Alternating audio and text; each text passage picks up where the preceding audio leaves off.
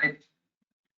It is exactly now 10 EEST, Eastern European Summertime, here in Finland, and we are about to begin with the InnoFactor webinar. In cybersecurity, the speed is of the essence and time is money. That's the name of our webinar today, the topic. And yeah, I think because it is exactly 10 o'clock now here in Finland, and I believe it is exactly 9 o'clock also where my colleague Lasse is joining today from Norway. So I think we are pretty much good to go. So good morning, everybody. On my behalf, my name is Marcus Söderblom. I'm today here in Espoo, city of Espoo, and broadcasting from InnoFactor campus. Our webinar today, cybersecurity webinar, and today here with me is my colleague from Norway, Lasse. Good morning, Lasse. Good morning, Marcus. Great to see you. My name is Lasse.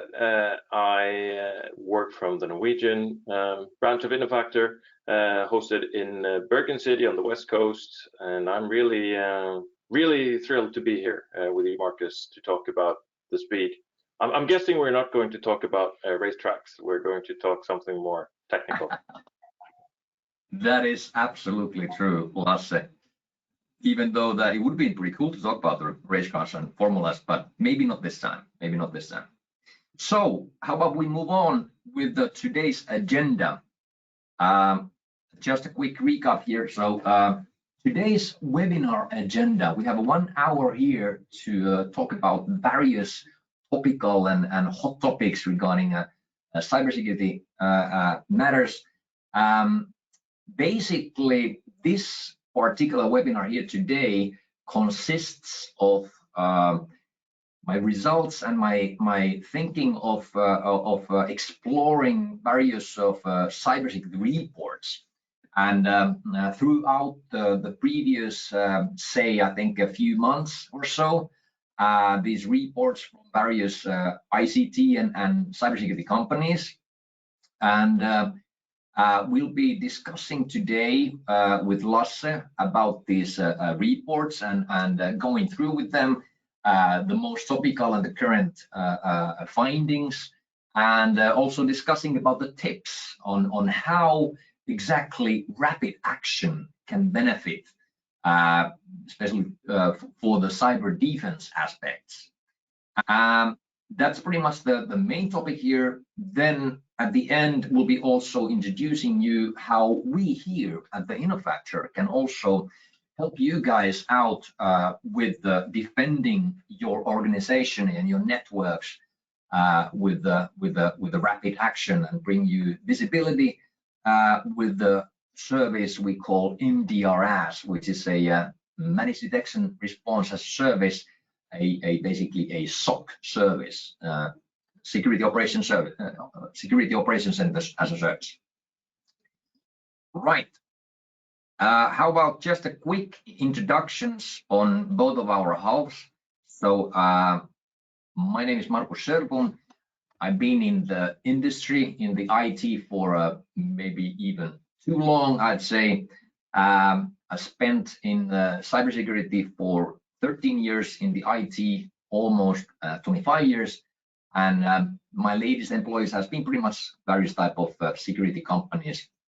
And yeah, I'm really excited about cybersecurity overall speaking, and I do it pretty much even after the work. I'm in that sense a bit crazy person. But yeah, how about yourself, Lasse?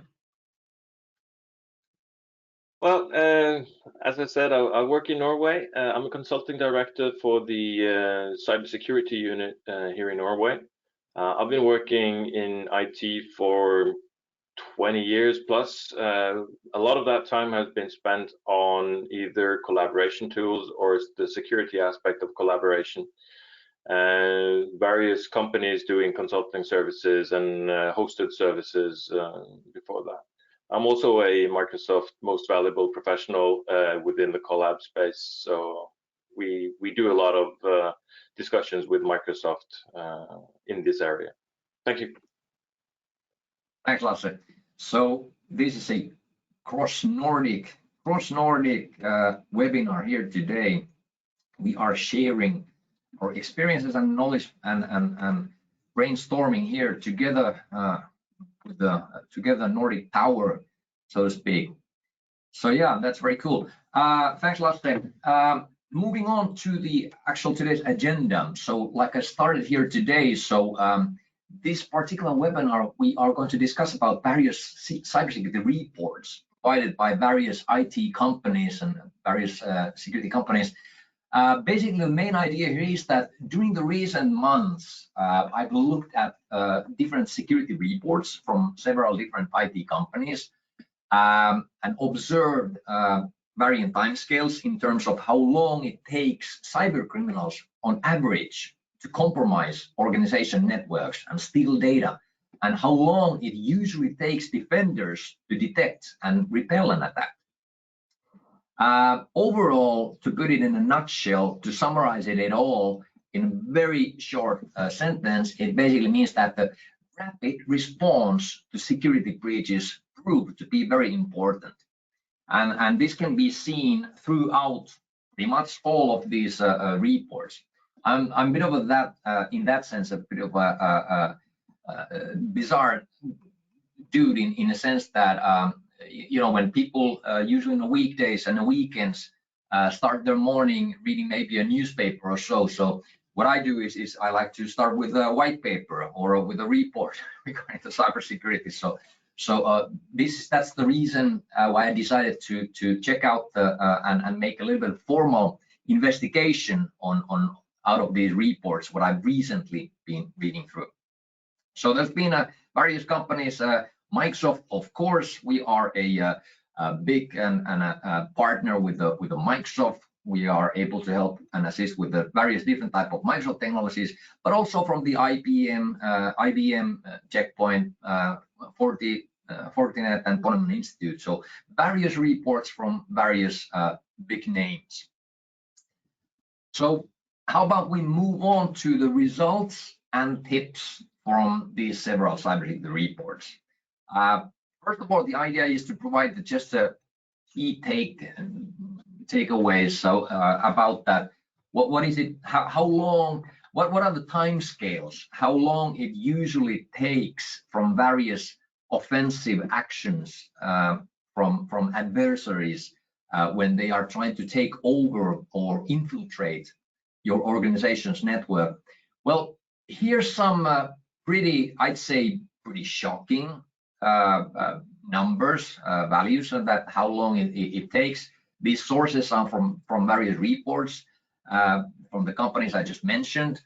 But overall speaking, I noticed that throughout these reports, time to compromise a network takes minutes, sometimes only seconds.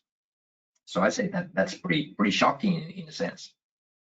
Then again, time to steal data from the networks takes days or weeks, depending on many variables, of course. But the most shocking, or I'd say the worst line here, or the most shocking value here, is that time to detect or identify data breach takes months or even years, typically. And this is like the summary of these various reports. I remember that here in Finland, our national organization, the NCSA, the National Cybersecurity Administration, I can't remember exactly where the abbreviation comes, but the national organization stated back in 2016, if I recall correctly, that it typically takes 6 months here in Finland for organizations to basically to identify and detect and identify a data breach. So it means that basically that it's been 6 months, half a year, when the adversary, when the criminal has been, browsing and moving laterally in your network in various ways, exfiltrating possibly data, moving around, and checking out whatever valuable assets that they can find. 6 months here in Finland.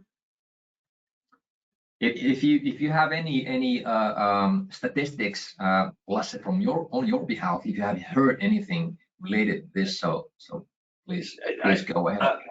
I believe we read the same reports, Marcus, and we've discussed this internally too. I think what strikes me is that the numbers, they don't lie, and in reality, a hit and run is quite possible without the organization even knowing they were hit.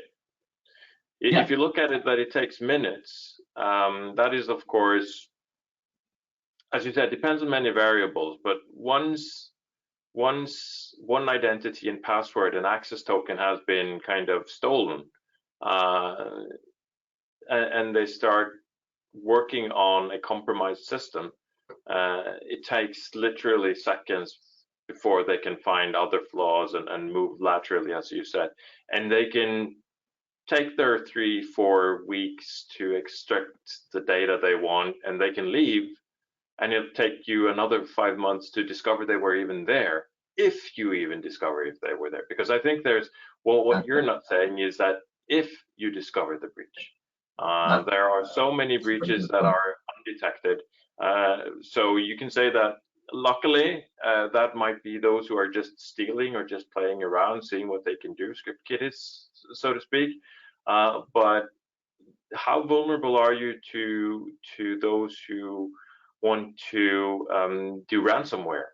Because if you wait 6 months to discover somebody trying to get access to your system in order to hold you for ransom, it's hard to detect in good time if you're not protected in the right way. So that's what I take from this, is that you don't have 6 months to protect yourself from that kind of attacks. I agree. We actually have a saying here in Finland in the cybersecurity that the best breach is the one that is never detected naturally, of course. So it is absolutely true that not all of the breaches never will be found. It won't be even found in that sense. Here's just a quick slide of the average costs involved, that how much time the mean time to identify will cost you as an organization. These are, of course, numbers from US. So to be exact, the source is the IBM's cost of data breach report from last year, the most recent report, if I'm correct. So basically, just shows you that the mean time to identify when it takes over 200 days will cost you nearly $5 million. But then again, just less than 200 days will cost you about $4 million. And basically, the whole point here is that the quicker you're able to detect and to respond, less likely you'll be able to, you should be, less expenses will be naturally involved. But the point here, so speed is of the essence. So we need to act fast, and we need to find means and measures to mitigate these adverse actions. And throughout the reports, I found and collected here five key, what I'd say key speed-related defensive functionalities that you should at least be aware and try to identify in your organization and improve and to, in such sense, make it as your network as protected as possible. So situational awareness, we're going to be going through with all of them. Situational awareness, continuous improvement, patch management, event monitoring, and detecting breaches. Let's move on to the first one here. So situational awareness. First of all, what is situational awareness? What is exactly, what does it mean? So I put the NIST, the National Institutional Standardization. I think this is the American Standardization Institute. And the NIST takes a very much stand in various cybersecurity aspects as well. They have a great framework called the Cybersecurity Framework, NIST TSF, by the way. The NIST here states that the situational awareness is in their glossary. They state that within a volume of time and space, the perception of an enterprise's security posture and its threat environment, a comprehension or / meaning of both taken together, the risk and the projection of their status into the near future. Well, a lot of big words there. What exactly it could mean in reality, I put some measures listed here, some measures that what should be included when you're thinking about situational awareness. So identifying and managing vulnerabilities in a planned way. That's a very key point related to situational awareness. So basically, do you know where and what are your vulnerabilities in, and are you able to mitigate them in a consistent way? Maintaining a security awareness program. So this means that not only should you have a consistent and scheduled annual trainings for your personnel, but you should also have like this continuous security awareness program in your organization. This includes various other aspects that you should have a kind of like the security culture existing in your company. Could be, for instance, that the people responsible for the security in your organization could be, for example, posting topical and current news and phenomena out of related to security. That hey guys, notice that your Android phones have the should be updated right now at this moment or as soon as possible. There's an update available. And this could be related that, for instance, various aspects, not just the training. So can you come up with can you come up anything, Lasse, from your side, what could be related to the security awareness program in an organization? Yeah, I think we discussed this the other day, didn't we, Marcus? So some of these reports, they jump right into you need to identify and manage vulnerabilities and something, but they don't talk about how you actually might have assets in your organization you are not aware of. So I think if this is the first bullet point, we should have a bullet point 0 that says you actually need to make an effort to identify all the assets that you have in your organization. You need to know what you want to protect, right?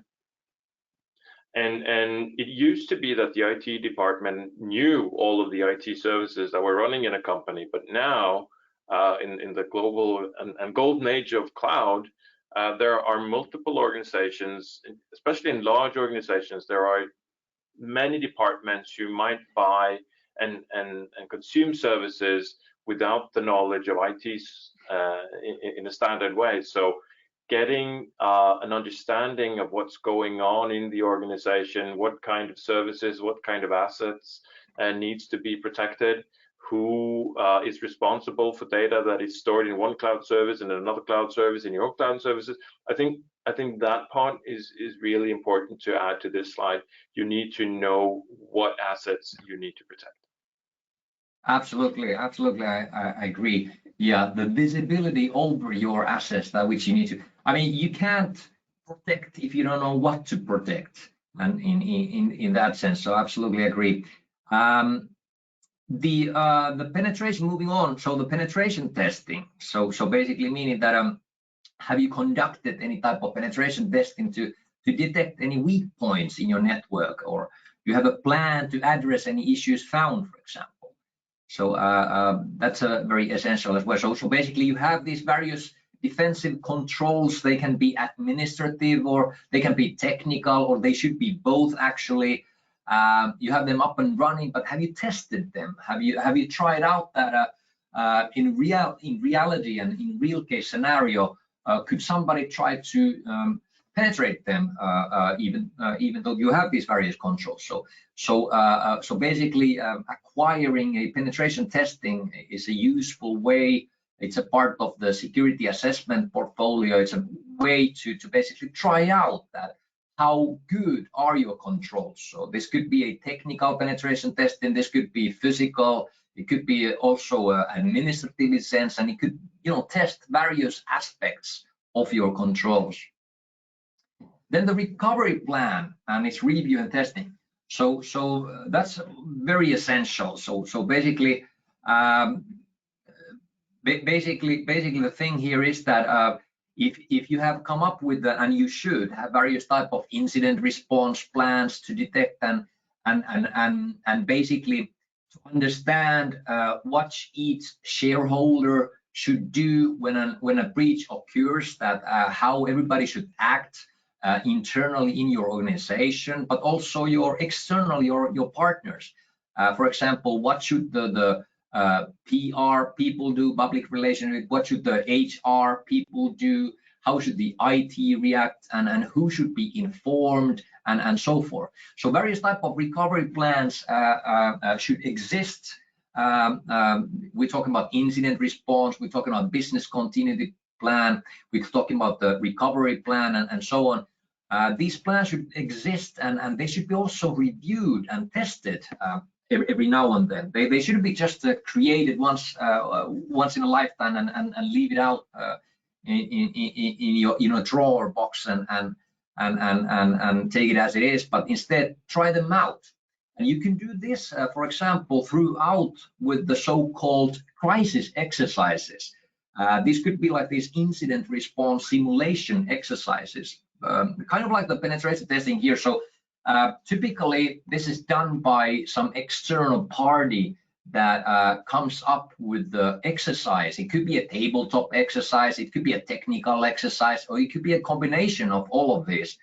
And the main point and the value behind is here to try out your current and existing plans and how do they actually work in real life. And this is much more beneficial to practice it beforehand, before an actual breach occurs.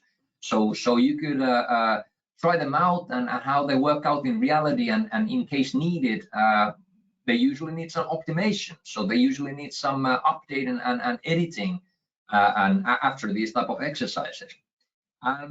Basically, regarding all of these aspects, by the way, I listed here, we here in Innofactor are able to assist you if you require any assistance. We're basically able to assist you in providing various type of security awareness programs, vulnerability management, and also penetration testing, and also assist you in creating these various type of plans, and also to assess and arrange these various type of simulation exercises if needed.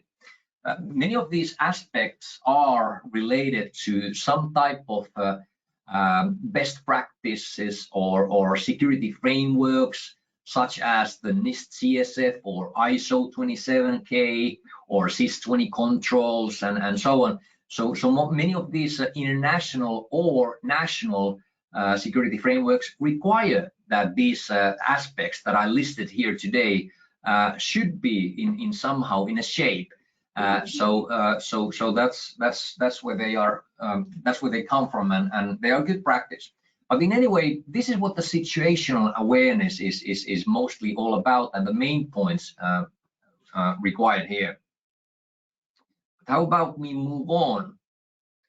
So next, the continuous improvement. So yeah, so the continuous improvement is very essential. So after being in the IT, yeah, like I said, maybe almost 25 years. So I noticed that after being in cybersec for 13 years, I noticed that, in my opinion, cybersecurity is definitely one of the most dynamic and the most fast-pacing field in IT. It moves very quickly. At one point, I said to my colleague that if you've been out of the cybersec for half a year for any reason, you are going to drop out from the most newest and relevant things and quite quickly. So things move very quickly. I mean, in IT overall, things move very quickly, but I'd say that based on my experience, especially in cybersecurity. So this basically means that you should be continuously improving your assets, whatever they are, resources, personnel, your experts, and also, of course, your technical controls. They should be continuously evaluated and continuously improved in various ways. And I listed here today a few questions that you should consider when measuring your security maturity. So for example, that regarding your own experts, your own IT experts in your organization, and their expertise in the security field, the question you should be asking are that, for example, that are the experts in your organization continuously learning, training, and keeping up to date with the current events and technological developments? A very essential thing. Like I just mentioned, the cybersec moves really fast, so you should be a continuous learning, and you should provide possibilities for your personnel to learn and to train continuously, and you should endorse people to do that. The question is also that when was the last time your security processes were reviewed and updated? This is a little bit related to the previous slide when I mentioned about the various plans that are essential and should be taken care of and should be in a great shape.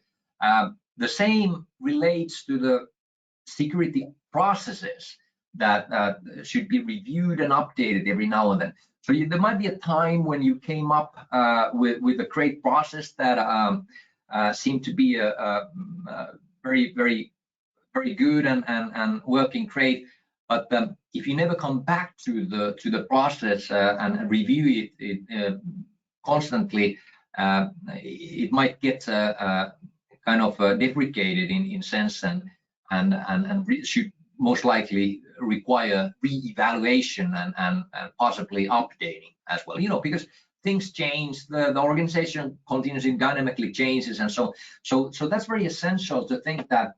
Let me give you an example. For example, the firewall rules.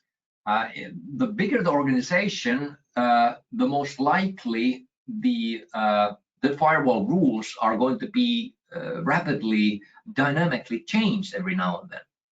So this is the same. This is the same idea here, that it's a continuous and dynamic environment that requires continuous re-evaluation. What else then? Well, you know, Marcus, yeah. I'm going to interrupt you there. I think also what many organizations neglect to acknowledge is that because they're consuming cloud services, one of the benefits of cloud services is that it's being maintained, it's being updated, it's being upgraded, new features are being released every week or 2 weeks from big vendors. If you look at Microsoft, they bombard us with new features in Microsoft 365, for example. And what was a good security posture 3 weeks ago might actually not be a good security posture today. Now, I'm not saying you need to do these reviews every 3 weeks, but if you think that you can set up Intune, or if you can set up conditional access policies or a security posture and then forget about it and not do a review, let's say every 6 months, you can easily be kind of sticking your head in the sand and not knowing that something has changed that actually invalidates your secure setup from 6 months ago. So it is so important especially with cloud services, to be on top of things, read the updates, read the features that's coming, know what's happening to your existing configuration, and understand what new features and new configurations have an impact on your existing setup. I totally agree. I totally agree. Some great examples. Yeah, the cloud environment is very dynamic as well. So a lot of changes constantly. So very good, very good. So one of the aspects also to question yourself is that, are your current technical controls capable of detecting and countering modern threats? So that's another question. So you can't, for example, regarding endpoints, regarding your people's workstations and laptops, and also your production servers and so on. Do they have a valid and current technological controls, to detect and counter modern threats? So many are aware of the fact that this type of legacy ways of detecting, for example, malware or attackers, adversaries, by utilizing a fingerprinting and hashes and so on. It has a long time ago, actually, for a few years ago already, become a bit of a legacy technology. So you should keep up with that as well, that aspect as well, and make sure that the solution you are utilizing in protecting your assets, especially the endpoints here, is able to detect these modern threats. So we are talking about the aspect, for example, that let me give you a concrete example. So nowadays, an adversary, whenever they be able to breach your network, they could use various type of living off the land type of methods to reconnaissance your surroundings, their surroundings and their network and environment. Basically, this means that they be utilizing the operating system's own utilities and applications in order to recon the environment. For example, the utilities in the Windows operating system, and this is an example of an attack or a method, actually, a method which is impossible for any type of legacy type of AV antivirus solutions to detect, because there are no signatures, there are no fingerprints to find out. So that's a very essential aspect to understand. Also, another aspect to understand are the so-called fileless attacks, where the adversary might be utilizing a malware which works only in the RAM memory, so it doesn't basically provide any code that will be installed in your endpoint's hardware, in your endpoint's hard disks, for example. And the third option, or the third example, could be these various type of polymorphic attacks or metamorphic malwares, where the attacker or the malware that the attacker is utilizing is going to able to adapt to the environment and change its behavior and make even changes to its source code. So you can imagine that how difficult it would be for a legacy antivirus or any type of legacy endpoint protection to detect such type of attacker or malware that will make any changes to its source code. I mean, we're talking about just small changes, because when you make a change in character in your source code, the whole fingerprint changes and it'll be hard to detect. There are, of course, other legacy type of methods, for example, the heuristic method for the AVs to detect, but still, the most recent type of attacks are very hard to detect without any type of modern detected endpoint system. So basically the point here being is that your people, process, and technology must be constantly evolved. They must constantly. You don't want to be one of those organizations that gets notified of a compromise by law enforcement before your security team are aware of the situation. Yeah, moving on. The third very valuable aspect that I noticed throughout the reports is the patch management.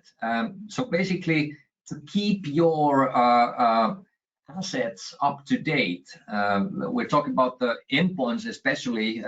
This is the second time I'm mentioning the endpoints, and the fact being is that they are a very interesting entry point from the adversary's perspective into your network. So the endpoints in that sense, and because of the fact that, of course, the endpoints are being used by your personnel, which in many cases might not be in such sense so aware, so security aware, and that is the reason why the endpoints especially needs to be very well protected.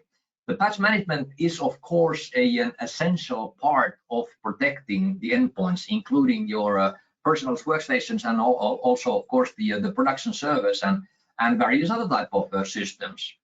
So usually, if you noticed also, Lasse, these zero-day vulnerabilities, they often make to the headlines. But the thing is that in reality, these malicious actors, they more commonly exploit vulnerabilities that have already been revealed. So the thing is that these opportunistic attacks, they make out of maybe 90% of all these attacks, because these criminals, for example, cyber criminals, they are after for the easy money. So these zero-day vulnerabilities are not that often used. They are most used by some higher level or more advanced actors, so to speak. So I would say we need to categorize these attackers in many ways, right? I used the term script kiddies previously, because script kiddies are lazy. They look for code, they look for examples others have done before them, before they start running down the information highway and try to find somebody to capture. And of course, they're not using the newest and the brightest vulnerabilities, because they don't even know how to do that. They're just relying on somebody else in doing. But that still doesn't say that you don't need to pay attention to zero threat, because if you look at, I'm going to use the word mob here. If you look at organized crime, they have some pretty good minds. So if they're really out to get you, they would probably be aware of these zero-day threats. And remember, zero-day threats is not the day that the vulnerability started. It's the day that the vulnerability was widely known. So a zero-day threat may actually have been a vulnerability that has been in the works, and the vendor has been notified, depending on who discovered it, right? But usually the zero-day threat means that this is the day somebody made it public, and it's been publicly known. Whether or not that vulnerability is 2 weeks or 3 years old, it usually doesn't say. But again, it usually means that these script kiddies haven't played around with it long enough for it to be a widely spread threat. But organized crime will always look at these zero-day threats and take their advantage of it, I would say. Exactly. Yeah, there's the threat actors. Yeah, there should be a slide of its own to basically display the threat actors. But like you mentioned, yeah, so we have various actors working on various levels. So there is actually this great presentation or how to display this so-called pyramid of pain. And on top of the pyramid, there are these national or governmental actors. They provide they have the most recent tools. They have the most best resources, and they have the unlimited budget and so on. However, often these governmental threats are not a threat to your typical organization. Nowadays, because of our geopolitical circumstances that have changed rapidly throughout the war from the Russia, because of the Russian war, the things have a bit of changed, and in that sense. But typically in business, we are interested in the organized cybersecurity criminals and their tools and their capabilities, and that's what we are usually trying to protect from. And at the bottom, in the middle, we have this organized crime, and in the bottom we have these script kiddies. In the bottom of the pyramid, we have these script kiddies, and they have the most flesh resources and the know-how and the knowledge and so on. But coming back to the patch management here, so throughout the reports, one of the most essential point was that I discovered is that the staff work computers should be updated as soon as patches are released as your first line of defense. So the workstations are basically used as a pivot point to gain access to more sensitive systems. So this proved to be very important throughout these various reports. So please remember this at least. And if the operating system versions are no longer supported, for example, regarding various type of embedded systems or closed systems, for example, in OT or in the ICS networks, industrial control systems or operation control networks and so on. If the operation systems are no longer supported at the end of life, then they should be either upgraded to the new versions, or you can also utilize the aspects of the principles of security, so-called the defense of depth or the layered security, where if you're not able to update the operating system, then try to establish and try to build layers of security on top of that, and in that sense try to protect the systems. I think I liked or found out the idea of the patch management so essential that I participated this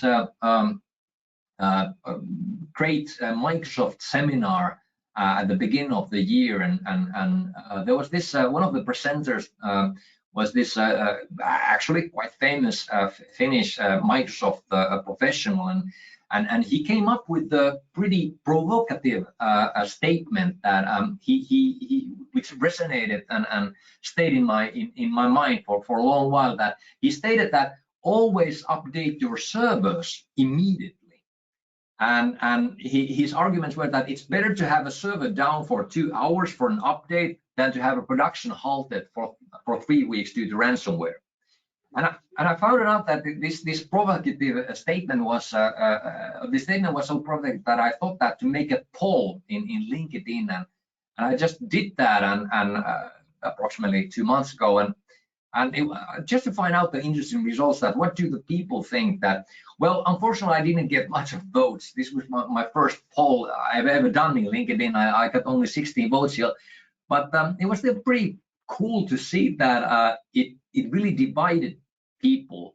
So 50% said that I'll test the patch first and then update it, and the other 50% said that yes, I'll patch immediately. So of course this is a very provocative statement, and in reality, especially concerning production environments, there are so many variables that should be considered and remembered, and you can't just state that always update your service immediately. That should like resonate to all production environments. It depends on various aspects, but I still found out that it was a pretty strong opinion. And to be honest, I can't say exactly that. Are there any absolute truths? Probably there are none absolute truths. It depends on many variables. I'll give you a truth, Marcus, because I've been thinking about this for some time, and I have this discussion, and it all comes down to risk assessment, right? Let's go back to point 0. Know your assets. Put them in categories: high risk, low risk, medium risk, exposed, not exposed, and have a list of all your devices and your servers especially, and say, you know what, these are high risk and they're highly exposed.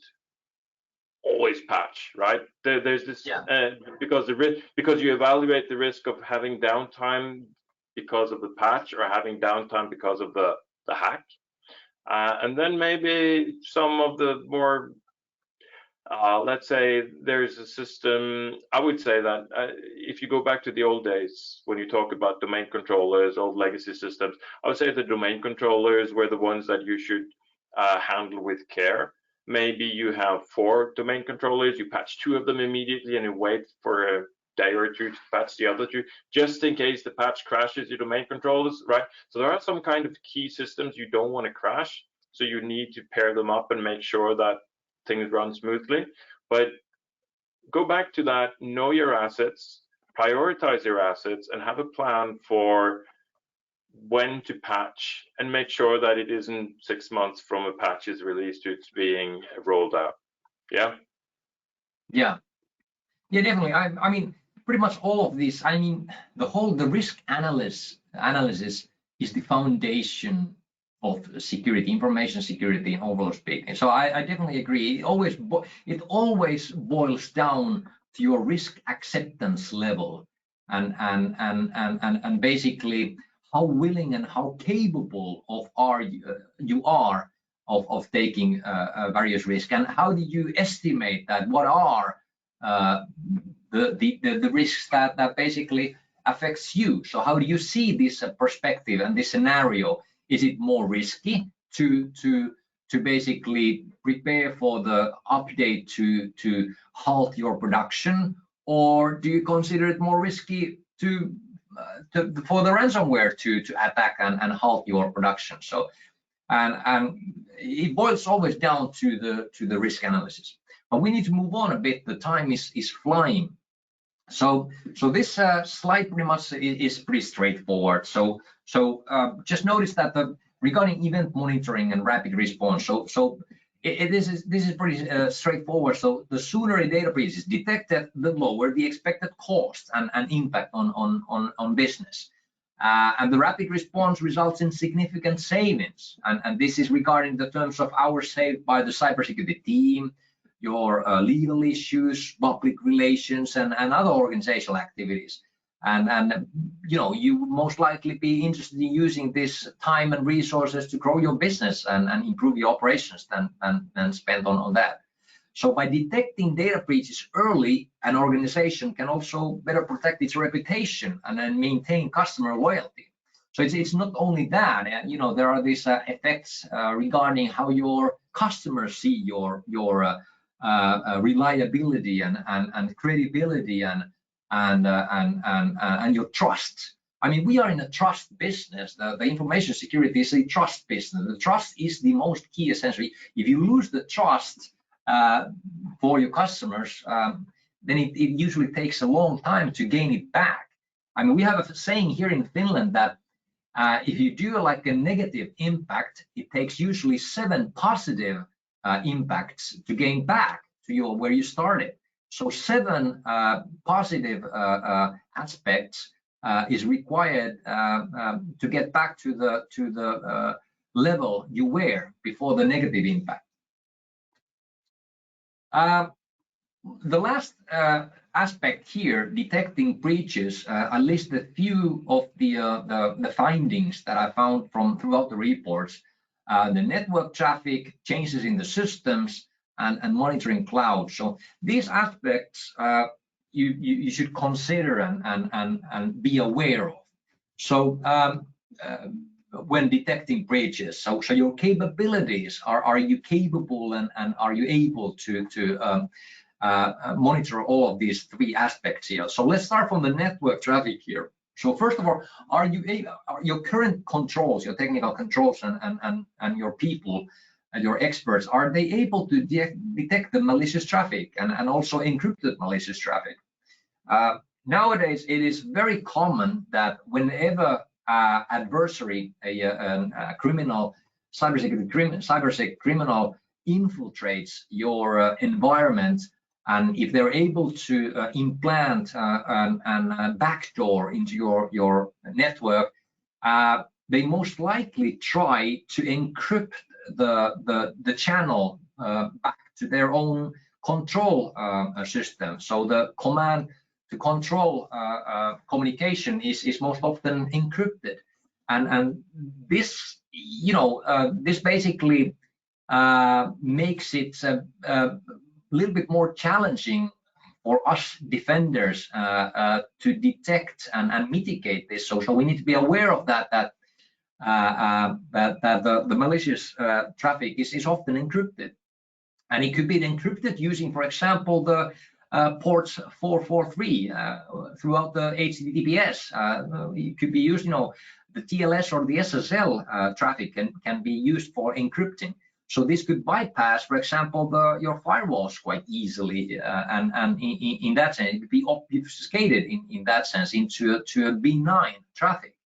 So that's something to consider and to understand. So in many cases, for example, here in Finland, organizations tend not to unencrypt the traffic. There are some legal issues related to this, and it is not common here in Finland, at least.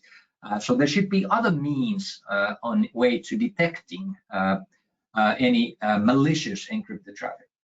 And then moving on to, do you monitor the traffic from your network to the internet and from the internet to the network for possible command and control communication? So this is pretty much actually related to this, to the previous aspect here. So you should be able to monitor this continuously. And also to keep in mind that, do you also monitor the traffic within your networks? So basically how the terminals within your LAN network communicate with each other. Do you have a control points inside your LAN? So for example, if you've noticed some traffic peaks in between some network systems, that might indicate the indication of compromise, for example. So that is something that is also an indication. So. And also the aspect is that one of the key aspects is, of course, to not to have a flat network, but instead segment your network and come up with the various type of security zones.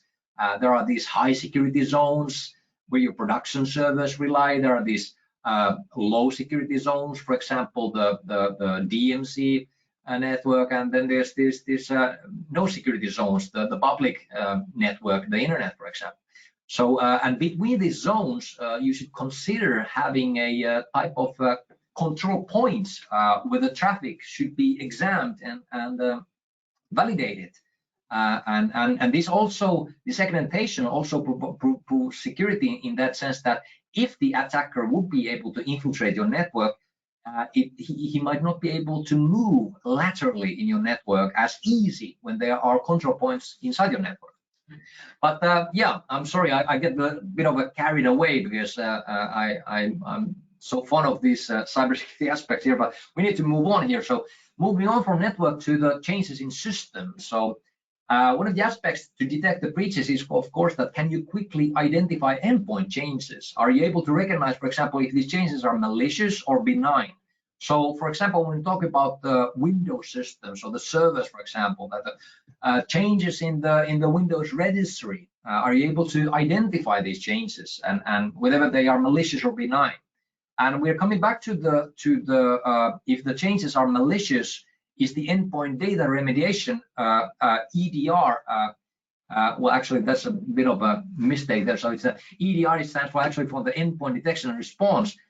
So basically, the endpoint protection system, is it available, or do you need to do some other type of control, for example, re-image the device if a breach occurs? So like I said earlier, we need to have a valid and modern controls, technical controls to mitigate these endpoint threats. Like I said, this metamorphic malware and this refactoring malware, which can change the source code and so on. So, and can you also detect these fileless and living off the LAN attacks, which I mentioned? And the last aspect here is the monitoring the cloud. So are you able to monitor the cloud application as well as devices and endpoints outside the company of your network? Do you have anything to add to this, Lasse, or should we move on? No, I think you've covered it well.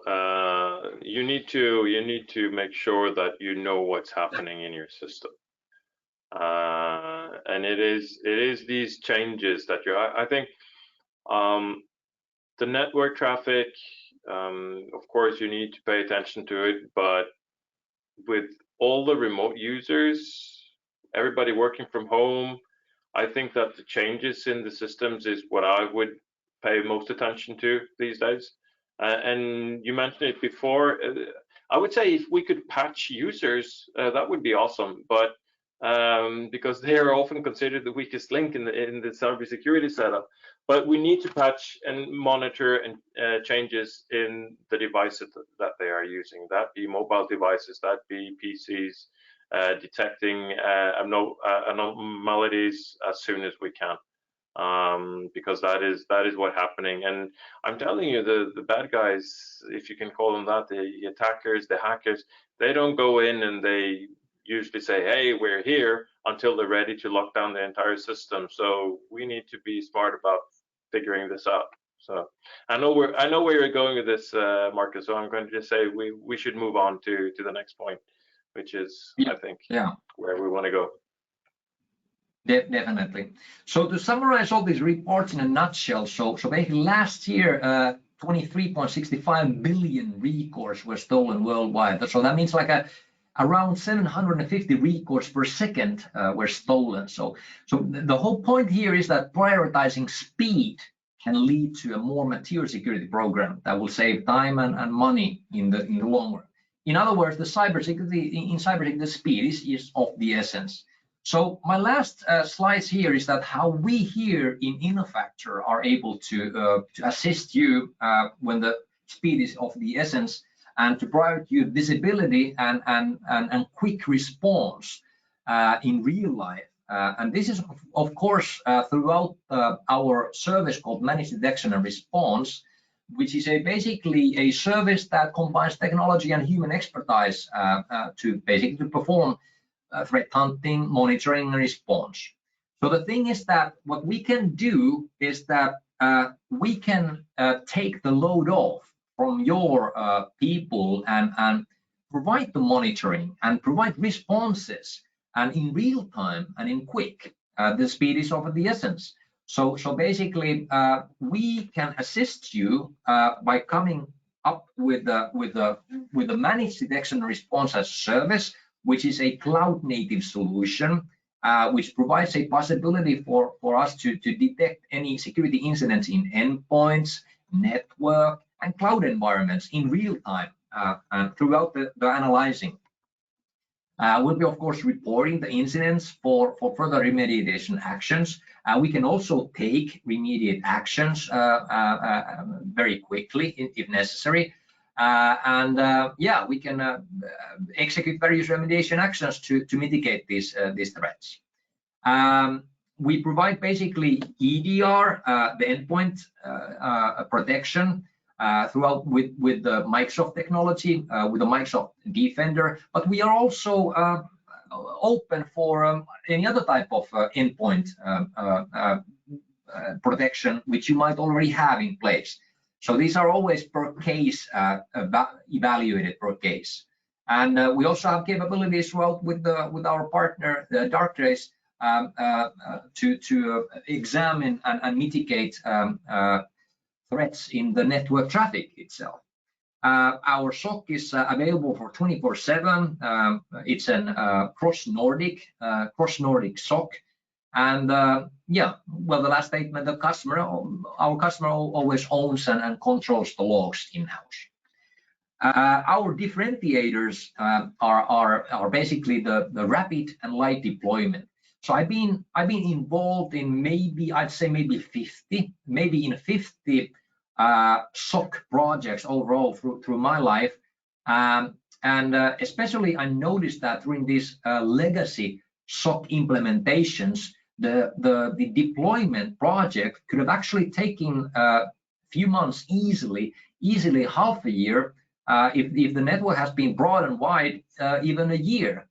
But this is because of the fact that these legacy solutions rely on usually even on-premise solution or a hybrid solution. Well, our solution is a cloud native with the Microsoft Sentinel as working as our CM and XDR, which provides this very rapid and light deployment phase.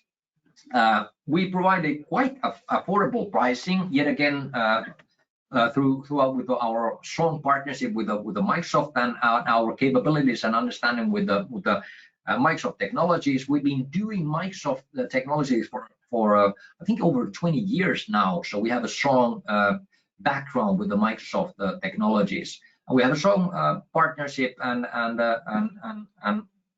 with the Microsoft technologies. My last slides here are basically our proof of concept, which we'd be glad to help you and to provide you. And our proof of concept basically provides is done via the Microsoft Sentinel CM XDR platform, which can be deployed in your environment. And in this proof of concept project, the Microsoft Azure Sentinel is implemented, and various customer telemetry and log sources are connected to it. And the project includes workshops led by a consultant and a follow-up period during which the data security deviations are collected into the SIEM system for evaluation by Innofactor CISO. So there's like a period of grace period about a month where we'll be evaluating the deviations and whatever we can find, the findings in your network, and go through with you that to see that which type of deviations can be found. And we provide this proof of value for free for you. And after the proof of concept is over, it's up to you to decide that whatever you want to continue this using this Sentinel, Microsoft Sentinel CM or XDR platform, or if you want to decommission it, it's all up to you. You can also decide that whether you want to continue using the security monitoring through us, so we can provide the CSOC as a service, so we can monitor your network, or it can be yourselves, or it can be a third party, however you wish to continue. Yeah, but hey, that pretty much closes up for our today's webinar. Check out our upcoming webinars and seminars on the page noted right there. And there's also a link to our proof of concept. We'll be glad to assist you any further. We are a little bit over time here, but I'd like to thank you very much for participating, and have a great week. Thank you very much. Thank you, Marcus, and thank you for attending.